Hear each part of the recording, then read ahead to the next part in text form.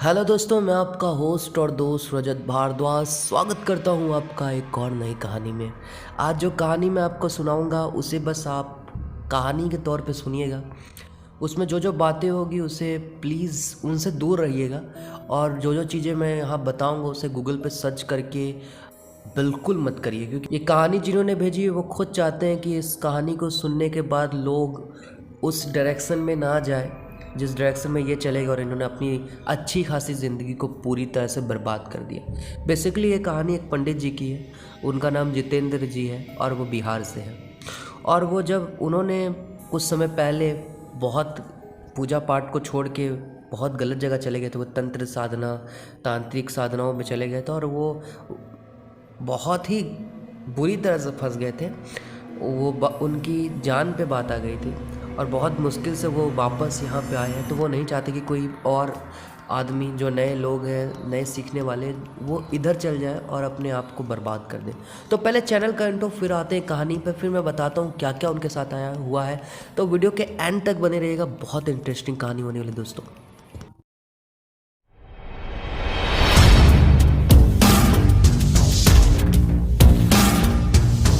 तो दोस्तों ये कहानी जितेंद्र जी की है और ये तब की बात है ना जब वो पूजा पाठ सीख रहे थे। बहुत नए नए, वही 20-21 साल की उम्र थी उनकी, और वो अपने गुरु के पास जाते थे और वो पूजा पाठ सीखते थे। उनके गुरु उनको सिखाते थे और बहुत अच्छा उनकी ज़िंदगी चल रही थी।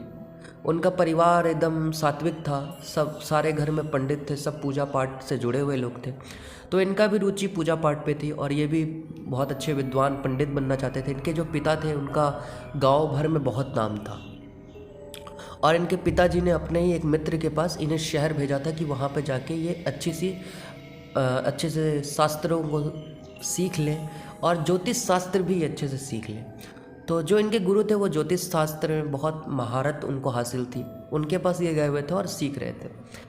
तो बहुत दिनों से ये सीख रहे हैं, लेकिन इनको ना बहुत समय लग रहा था सीखने में। और ये इनके अंदर जो है ना, जितेंद्र जी के अंदर ना, कुछ भी चीज़ के लिए ना सब्र नहीं है। ये चाहते हैं कि तुरंत हो जाए, तुरंत हो जाए, ये तुरंत करना चाहते थे। लेकिन इनके गुरु बहुत डांटते थे इसे कि जो ये सब चीज़ें हैं ये तुरंत नहीं होती, इनमें समय लगता है और समय के साथ ही चलना चाहिए। लेकिन ये हमेशा हड़बड़ी करते थे।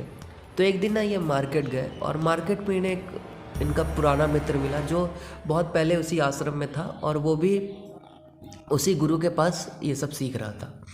तो इन दोनों की बातें होने लगी। तो वो जो इनका दोस्त था वो इससे पूछता है कि और कैसा चल रहा है, क्या क्या सीखा तुमने। तो उसने बोला बस अभी मंत्र उच्चारण सीख रहा हूँ और थोड़ा सा ज्योतिष शास्त्र में थोड़ा सा अंक निकालना आ गया है। तो बोला इतने समय से तुम बस यही सीख रहे हो? तुम्हें तो बहुत समय हो गया यहाँ पे और गुरुजी ने तुम्हें कुछ नहीं सिखाया। बोला यार गुरुजी तो तुम जानते हो कैसे सिखाते हैं, वो तो हर चीज़ को बहुत समय लेके सिखाते हैं। और तुम क्या कर रहे हो अभी? तो उस जो जितेंद्र जी है ना, उन्होंने अपने दोस्त से पूछा तुम क्या कर रहे हो अभी? तो उसने बोला कि यार मेरा तो बढ़िया चल रहा है। मैं चला गया, मैंने कुछ साधनाएँ उधनाएँ की, सिद्धियाँ प्राप्त की और मेरे पे तो देवी की कृपा हो गई है। अब मैं अपना दरबार लगाता हूँ, बहुत बहुत अच्छा चल रहा है सब कुछ। घर बना लिया है, गाड़ी खरीद ली है और सब कुछ अच्छा चल रहा है। तो इसने देखा ना, इनको थोड़ा सा ईर्ष्या हुई यार, जलन होता है ना कि कोई अपने साथी कोई लड़का था और वो इतना आगे चला जाए ना। तो उन्होंने पूछा ये कैसे हो गया? तुमने तो अच्छे से ज्योतिष शास्त्र भी नहीं सीखा और तुम्हें तो मंत्रों का भी उतना ज्ञान नहीं था, तुम तो आधे में चले गए थे। तो इसने बोला कि नहीं यार, मैं ये सब चीज़ों पे नहीं पढ़ना चाहता क्योंकि इसमें बहुत समय लग रहा था। तो मैं तंत्र साधना की ओर चला गया और मैंने बहुत सारी साधनाएं की। फिर माँ काली की साधना की, उन्हें खुश किया और उन्हें प्राप्त किया और उनकी कृपा से अब मेरे पास सब कुछ है।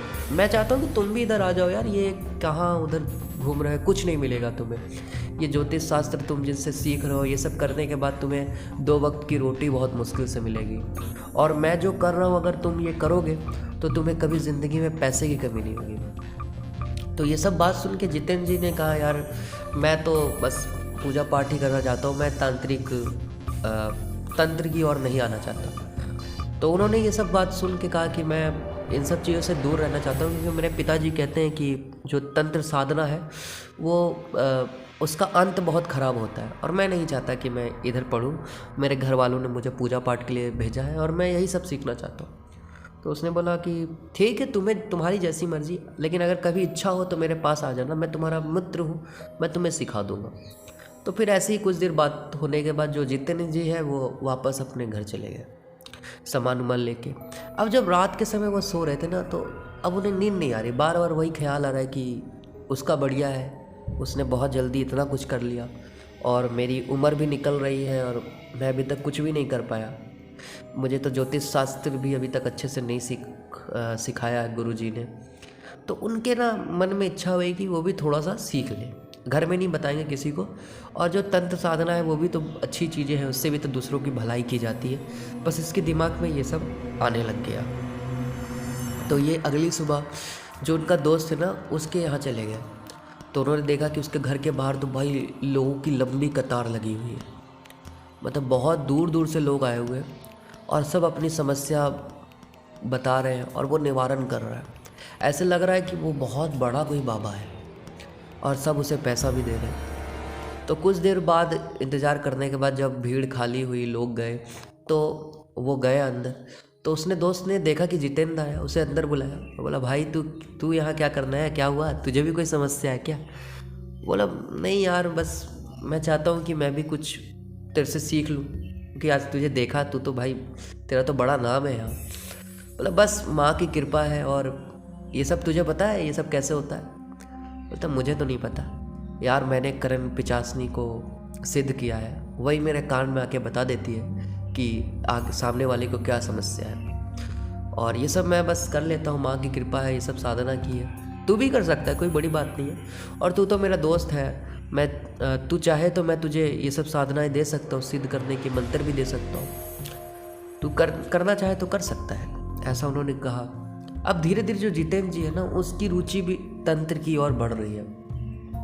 अब उसे भी लग रहा है कि यार तंत्र साधना की ओर बढ़ा जाए, तांत्रिक जो गतिविधियां हैं उन्हीं की तरफ बढ़ा जाए। वाम मार्ग से ही जो शक्ति है जल्दी प्राप्त की जा सकती है, सात्विक मार्ग से बहुत समय लग रहा है, उनको ऐसा लगता है। तो उन्होंने अपने दोस्त की बात मान ली, बोले कि अब तू भी मुझे यार कुछ सिखा दे और तुझे ही मैं आपसे अपना गुरु मानता हूँ। तो उसने बोला गुरु नहीं, तू मुझे दोस्त मान ले भाई, मैं तुझे सिखा दूँगा। और उसने बोला कि ठीक है, तू कल रात को 12 बजे काला वस्त्र पहन के जो बगल में शमशान है वहाँ आ जाओ।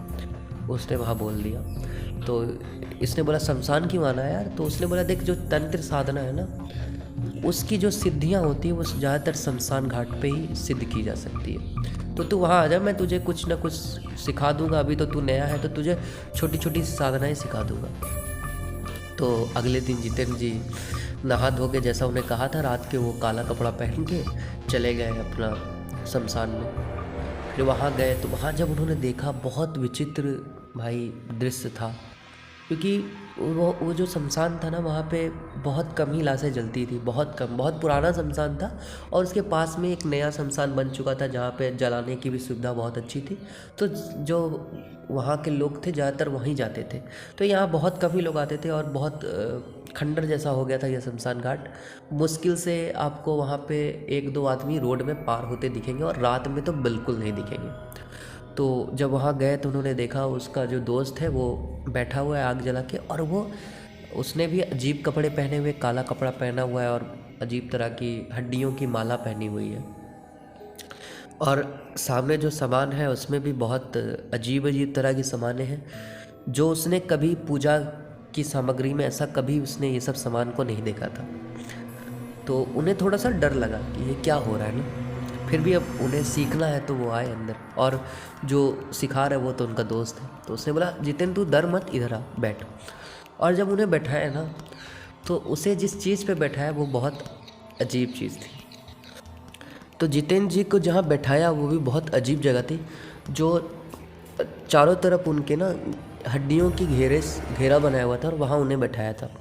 और बोला अब देख, तू जो ये हड्डियों के मैंने जो घेरा बनाया वो ना सुरक्षा कवच है। अब यहाँ जो भी होगा तो उससे बिल्कुल मत डरना और इस सुरक्षा कवच से दूर मत जाना। अब मैं तुझे कुछ सिद्धियाँ दूंगा और डरना बिल्कुल नहीं है तुझे। बहुत सारी अजीब आवाज़ें अभी शमशान घाट में आने लगी और बहुत कुछ तुझे दिख भी सकता है, तुझे डरना बिल्कुल नहीं है, ऐसा इन्होंने कहा। और फिर उसने ना कुछ मंत्रों का उच्चारण करने लगा, और जो उसने सामग्री रखी थी कुछ ऐसी सामग्री थी जो मैं यहाँ बता नहीं सकता। और एक आप ऐसा समझ लीजिए ना, कुछ जानवरों की शरीर था, शराब था, और कुछ ऐसी चीज़ें थी जिसका मैं वर्णन यहाँ नहीं कर सकता। वो सब चीज़ें थी वो आग में डालने लगा, और जब वो आग में डाल रहा था ना तो मौसम में भी तब्दीली हो रही थी। धीरे धीरे जब वो मंत्रों का उच्चारण करने लगे तो बादल गरजने लगे और मौसम बहुत अलग होने लग गया। मतलब उस समय जो मौसम था शांत मौसम था, धीरे धीरे मौसम उग्र होने लग गया। जैसे बरसात के टाइम कैसा होता है, बरसात का टाइम जैसा होने लग गया। अब जो जितेंद्र जी है उन्हें भी डर लग रहा है कि ये हो क्या रहा है। अब धीरे धीरे जो ना शमशान घाट है वहाँ पे अजीब तरह की आवाज़ें आने लग गई, जैसे कोई रो रहा है, कुत्ते भौंक रहे हैं, बहुत अजीब आवाज़ आने लगी। अब जितेंद्र जी को और डर लग रहा है, लेकिन उन्हें कहा गया था कि जो ये घेरा है सुरक्षा कवच, इससे बाहर नहीं था। अब धीरे धीरे जो मंत्रों का उच्चारण बढ़ने लगा और बादल भी गरजने लगे, तो जो आग है ना, आग की लपटें भी बढ़ने लगी और उससे एक आकृति जैसे लग रही कि बाहर निकल रही, जो जलती आग है उससे कोई आकृति बाहर निकल रही है। और वो जैसे आकृति बड़ी हो गई तो जो जितेंद्र जी का दोस्त था उसने जो शराब है ना उठा के फिर आग में डाल दी और बोला कि हे महाराज, ये जो मेरा मित्र है वो भी तंत्र साधना की ओर बढ़ना चाहता है और वो भी जीवन में कुछ प्राप्त करना चाहता है। चाहता हूँ कि आपको इसे बीज मंत्र प्रदान करें और जिससे ये अपनी जो तंत्र साधना की सफ़र है उसकी शुरुआत करे। तो ऐसा ये बोलता है तो जो आग है ना वहाँ से आवाज़ आता है, एक मंत्र का उच्चारण होता है और ये मंत्र तुरंत जो उसका दोस्त है ना वो जितेंद्र जी को बोलता है कि जल्दी से इसे नोट कर ले, कॉपी में नोट कर ले। तो उन्होंने अपनी डायरी निकाली और डायरी में उससे नोट कर लिया और तुरंत वो आग बुझ गई भाई। जैसे वो मंत्रों का उच्चारण हुआ और इन्होंने नोट किया, वो आग बुझ गई। अब बिल्कुल वातावरण पहले की तरह शांत हो गया है। मतलब जैसे शांत मौसम था वैसे हो गया है, बादल गरजने बंद हो गए और जो कुत्ते भौंक रहे थे वो भी शांत हो गए, अजीब अजीब आवाज़ें आ रही थी वो भी शांत हो गए।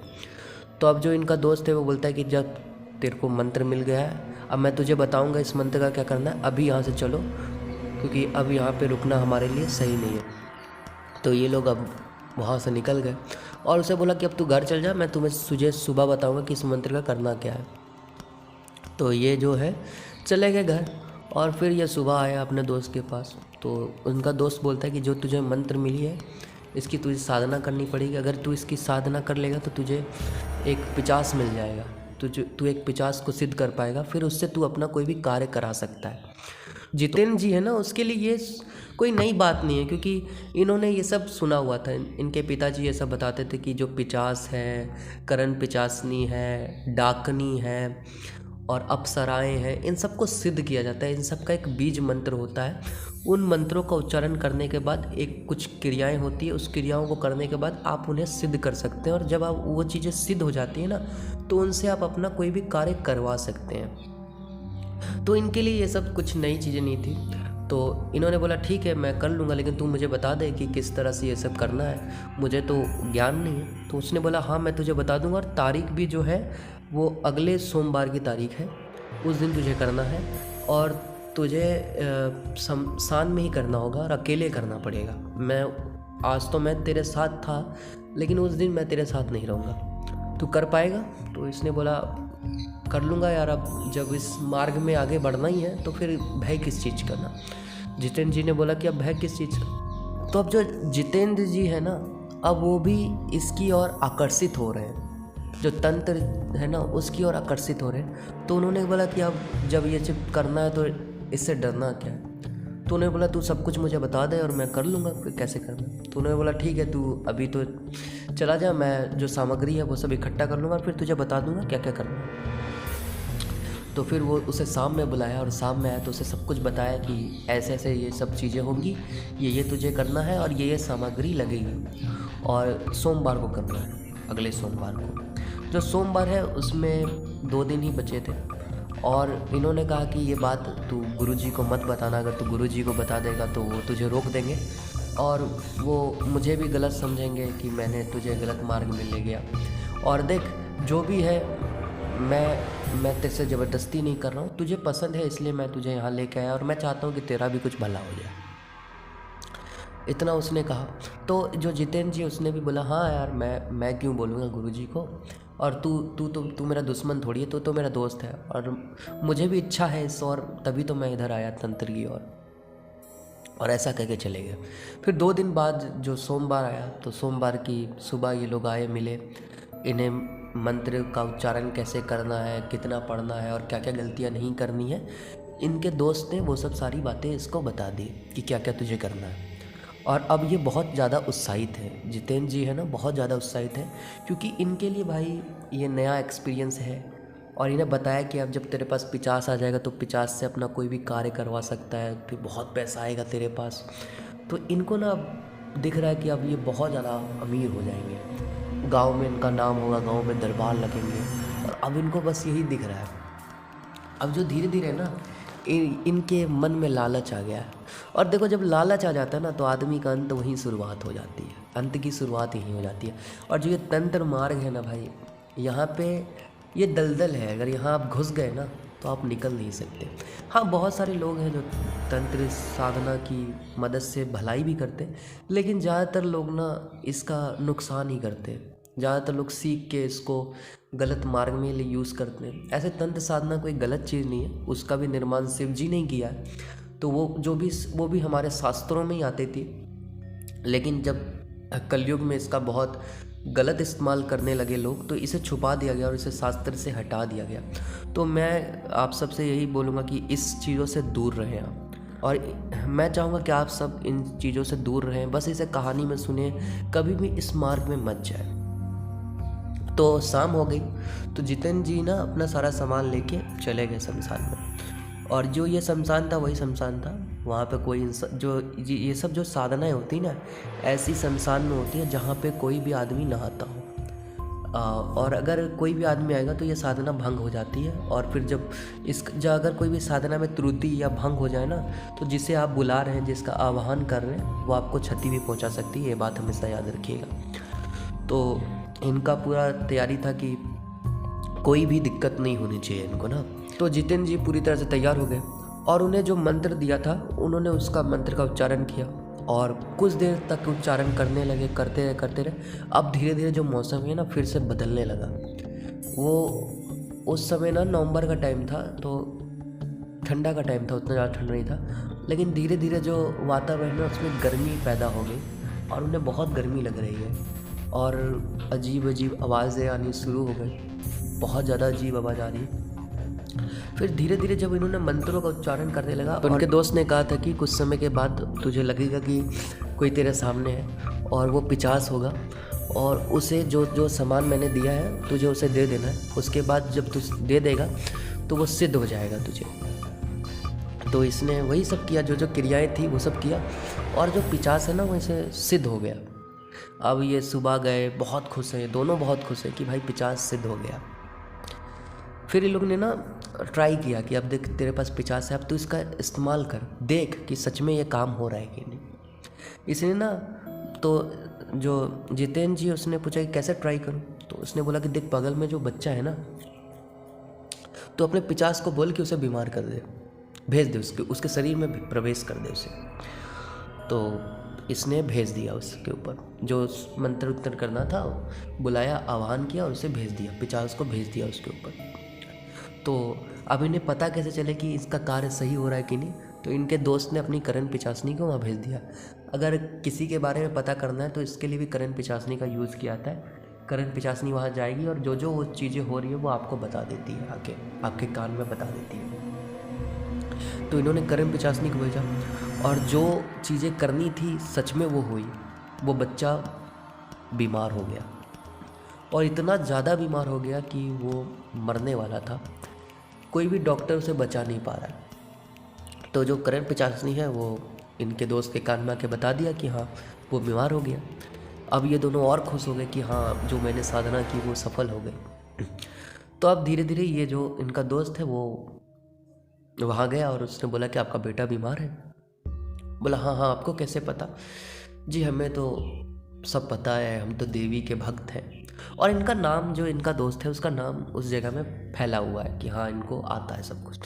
तो उनके पिता ने बोला कि आप ही अब हमारे बच्चे की कुछ मदद करें वरना ये शायद मर जाएगा। तो इन्होंने बोला कि मरने की कोई बात नहीं, मैं इसे बचा लूँगा। और उसने उतारा कर दिया, जो पिचास था उसे वापस बुला लिया उसके दोस्त ने, और वो बच्चा ठीक हो गया। तो उसके घर वाले बहुत खुश हो गए कि बाबा ने बचा लिया। तो इन्होंने दक्षिणा भी मांगी, और भाई दक्षिणा की जो रकम थी बहुत मोटी थी, और जो पैसा इनके दोस्त ने को मिला उसने जितेंद्र को दे दिया, बोल ये तेरी कमाई है पहले। अब जितेंद्र को जो रकम मिली थी ना भाई, वो बहुत मोटी रकम थी। इतना वो जो ज्योतिष शास्त्र है उसमें वो साल भर में इतना नहीं कमा सकता था जितना उसने 1 मिनट में कमा लिया था। और कुछ भी नहीं किया था उसने, बस कुछ मंत्रों का उच्चारण किया था और खेल हो गया था। अब इसे बहुत मज़ा आ रहा है, बहुत खुश है इसने। ऐसा ये लोग ने बहुत किया, बहुत किसी को बीमार किया। मतलब इनका दोस्त जितेंद्र बीमार करता था और ये जाके ठीक कर देता था, और दोनों मिलके बहुत पैसा कमाने लगे। तो इसके दोस्त ने बोला कि तू भी अब करण पिचासनी की सिद्धि कर ले और उसे सिद्ध कर ले, और तू भी कहीं जाके अपना दरबार लगा लेना, और तू भी पैसा छापना भाई। तो ये भी बोले हाँ भाई तू सही बात बोल रहा है, लेकिन मैंने सुना है कि ये बड़ा रिक्सी होती है।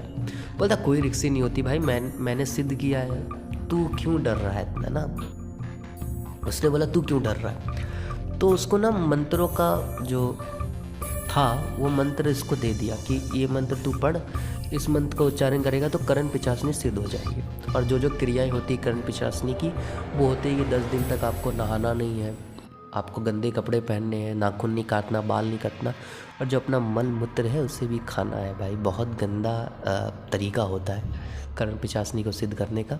इस मार्ग में बिल्कुल मत जाइएगा, मैं बस आपको कहानी के तौर पे बता रहा हूँ, इनसे दूर रहिए। करण पिचासनी बहुत डेंजरस है, वो जान ले लेती है। अगर किसी के अंदर क्षमता है उसे संभालने की तो वही संभाल सकता है, ऐरागर आदमी उसे नहीं संभाल सकता।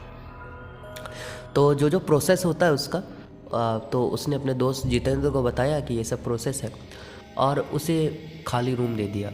तो ये दिवाली के टाइम का था। दिवाली में क्या होता है ना, कोई भी साधना अगर 10 दिन की साधना है तो दिवाली में 1 दिन में हो जाएगी वो।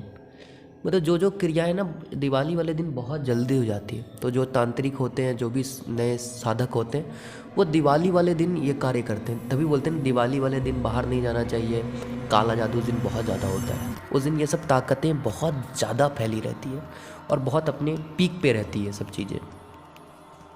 तो इसे बोला कि काली पूजा के 1-2 दिन पहले से इसने अपनी साधना शुरू कर दी। तो पहला दिन इसने किया, उसे कुछ भी एहसास नहीं हुआ कि कोई आया है रूम में। इसमें क्या था, ये साधना शमशान में नहीं हुई थी। इन्हें एक कमरा दिया हुआ था, वो बंद कमरा में, वहाँ कोई नहीं आना चाहिए, और जब तक ये साधना बंद नहीं होगी तब तक वो आदमी कमरे से बाहर नहीं जाएगा। और उसे भूख लगेगी तो अपना मल खाएगा, प्यास लगेगी तो अपना पेशाब पिएगा। ये साधना का नियम है। और बहुत गंदा भाई एक्सपीरियंस होता है, बहुत गंदा। जो बहुत किसी ने बताया है और वो पछताते हैं कि उन्होंने करण पिचासनी की साधना की, अब वो ज़िंदगी भर पछताते हैं। तो इनसे दूर रहें। तो इन्होंने साधना की, दूसरे दिन भी साधना की, इन्हें कुछ एहसास नहीं हुआ।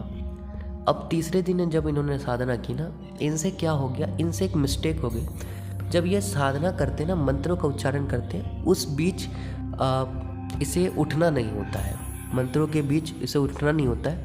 और अगर, क्योंकि मंत्रों का उच्चारण करते वक्त ना ये लोग अपने करीब में एक सर्कल बनाते हैं, मतलब सुरक्षा कवच बनाते हैं। और अगर आप उस सुरक्षा कवच से उठ के बाहर चले गए तो जो नेगेटिविटी ताकत है, क्योंकि आप जब उस मंत्र को उच्चारण करते हैं ना, तो बहुत सारी जो ताकतें हैं, बुरी ताकत है ना, उस रूम में आ जाती है और वो आपको नुकसान पहुंचा सकती है। तो इनसे एक गलती होगी ना, इसे लगा कि कोई गेट खटखटा रहा है, तो इनको लगा कि इसका दोस्त आया है, कुछ बताने आया होगा। तो ये उठ के चले गए गेट खोलने, और जब इन्होंने गेट खोला तो कुछ भी नहीं था, बाहर कुछ भी नहीं था। तो ये वापस इन्होंने अपना शुद्धिकरण किया, जिस तरह से शुद्ध किया जाता है, और वापस ये बैठ गए। अब इनसे ये गलती हो गई कि इन्होंने ये बीच में मंत्रों का उच्चारण करते करते बीच में उठ गए। तो इन्हें कुछ पता नहीं था कि यार इन्होंने गलती कर दिया। फिर से ये मंत्रों का उच्चारण करने लगे। अब ये उच्चारण कर रहे। अब इनको धीरे से ऐसा लगा ना कि इनके बहुत सामने कोई है। इनको गर्म हवा जैसा महसूस हो रहा है कि कोई गर्म बहुत तेज़ी से सांस ले रहा है। और बहुत उग्र, वो बहुत गुस्से में है कोई। तो इनका मन हो रहा है कि ये मन में सोच रहे हैं कि आँख खोलें कि नहीं खोलें, खोलें कि नहीं खोलें, लेकिन बहुत हिम्मत करके इन्होंने आँख खोला। जब इन्होंने आँख खोला तो ये बताते हैं कि इतना भयानक चेहरा था, इतना भयानक चेहरा था कि ये आप सोच नहीं सकते। अगर कोई पहला आदमी हो ना जो उसने कभी भूत को नहीं देखा, पिशाच को नहीं देखा, वो अगर उस चेहरा को देख ले तो वहीं हार्ट अटैक आ जाए और वो मर जाए। इतना भयानक चेहरा था उसका। मतलब ना आप उसे इंसान कह सकते हैं, ना आप उसे जानवर कह सकते हैं। मतलब अजीब तरह का चेहरा था, बहुत गंदा चेहरा था। तो इन्होंने देखा और इन्हें डर लग गया, और जो वो औरत थी ना उसने इनका गला दबा दिया, और बहुत कस के गला दबा दिया। अब ये चीख रहे हैं, चीख रहे हैं, चीख रहे हैं, कुछ भी नहीं हो रहा, कुछ भी नहीं हो रहा।